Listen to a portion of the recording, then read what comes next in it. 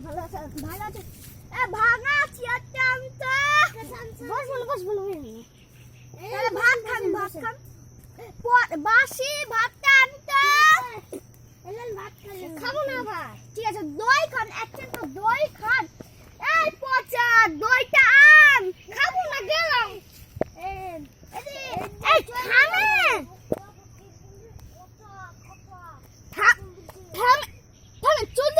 চলে যায় না আর যাব না এই পচা দইটা দিয়া পচা ভাঙা খেলেন ওই বাসিয়া বলছে খেলেন মনে হয় এরা বিশাল পালায় এই যে পানি গেল